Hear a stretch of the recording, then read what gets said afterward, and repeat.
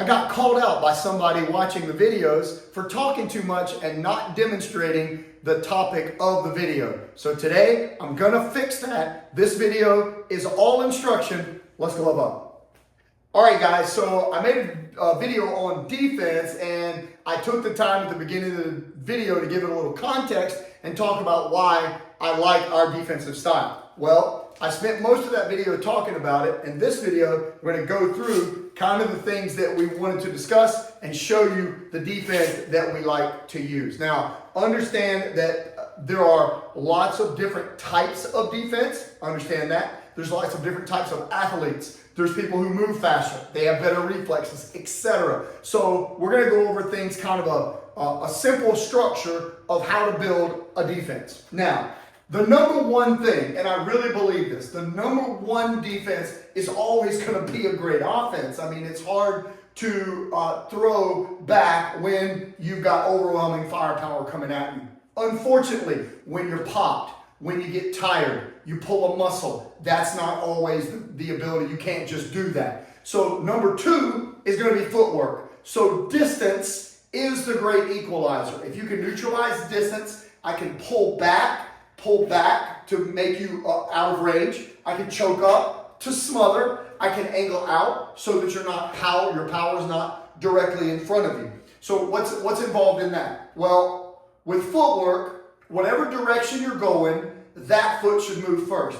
There's some crazy footwork videos out there. You do you. You're super athletic. You want to try some of that suicidal stuff? Go ahead. Make sure you're quick. But your basics mean whatever direction you're going, that foot should move first. That's your foundation. That's where footwork begins. If I go back, the back foot, forward foot, right foot, left foot. That is your basic footwork. How is it used from a defensive perspective? I pull back if I want to create space or draw you. I step in if I'm trying to smother. I can angle to either side to neutralize your stance. So your energy is in front of you. If I angle to another side, you have to reset to be strong again.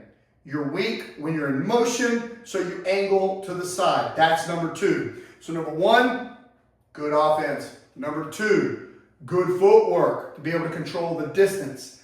Number three, basic blocking. So here is what we like. If a jab comes, and I've trained, we've got our professional record is 26-2, amateur record is 110-8, and my personal record was 38-2. So we have blocked a few punches in our time, and this is the style that we have used. It's not the only way. Again, you do you. This is how we do, all right? So if a jab comes at me from your left side, so if you're looking at the camera and you shoot a jab out at me right now, I like to check it with the rear hand. The reason is, if I check it with the rear hand, my left is free to be the instant counter. So it's called a parry. It's a fencing term. It's just a light little redirect. It might sound simple, but people do it incorrectly. You don't reach across the center line. You don't jump out with your hand. You don't jump down like on a body shot or an uppercut. You just redirect the jab with a touch. That's all it takes. It's called a parry. You just touch it. You just touch it. It redirects. Touch it. Now, if you throw a right hand, I'm going to catch it on my right side. We call that defense catch. Now, something very interesting about that, I just worked with another fighter the other day who had never seen this before, and it's worth being on the video just for this. It might look simple, but if you try it, it will blow your mind what this can do. If I've got my hand up and a right hand, and you hit me with a good right hand, you always have to deal with the glove smashing up against your face, right? The biggest guy to punch me was a little over 400 pounds, and he could hit, and he could move, right? And I was able to block it. But man, before I learned that, even when you block it, that smashes into your face.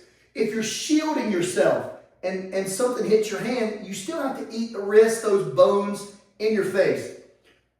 So we go for this. This is the gloved approach first. All you do is flex the wrist out, rest those padded knuckles up against the top of your head.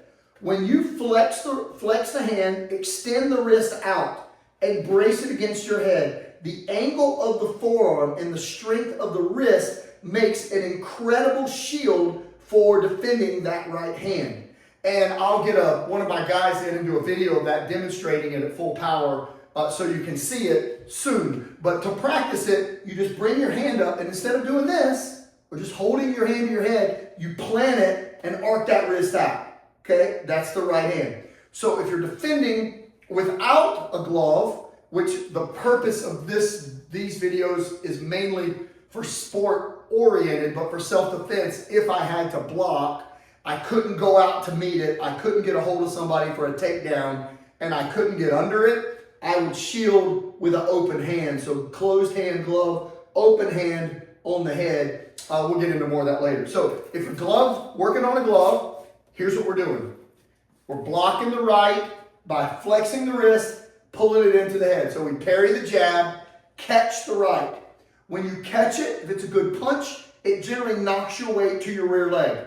So if you got a buddy you can practice with, guys, it's the best, right? If not, you train alone, you got to figure out a way to practice defense. So you can pick, catch in the air, pick, catch, load your rear leg, counter right hand, left hook, parry, catch, counter right, boom. If you parry the jab, you can practice parry, counter jab, cross hook, parry, counter jab, cross hook, catch, counter, cross hook, cross. You can incorporate that into your shadow boxing. On the left hook defense, you can also arc the wrist out to absorb the left hook. So it's instead of hold your hand up, opponent hits hand, hand smashes in the face. Or you can brace it and absorb it. Or you can brace, arc that wrist out, take some of that sting off. Punch makes contact, one of two things happens. It either spins you to your left, so you counter back with this hand, or you can sit into it and block it, load your weight on that side, counter off of that side. And that's the defense for the three basic punches: the jab, the cross, and the hook. So how do you practice? Again, you shadow boxing, you're going through whatever you're doing, you parry, counter with three. You catch, counter with three. You can parry, catch, counter. You can parry, catch, block, counter. Just work it into the regular shadow boxing so that you've got that built in, how the hands work on that defense. Guys, I hope this part helps. I appreciate being called out. I actually had two different people say, hey man, too much talking for a defense video. You got to get to work. I was like, yeah, I agree. Thank you for the call out. Welcome to the community. Thanks for being on the channel. I would love it if you would comment down below. If you agree, if you disagree, okay. As long as you watch your manners when you're disagreeing, you're more than welcome on the channel. We'll communicate back and forth and discuss some of this stuff. We love it, right? It's fighting. What could be more fun other than being married? Which could be a lot like fighting. See you next time, guys.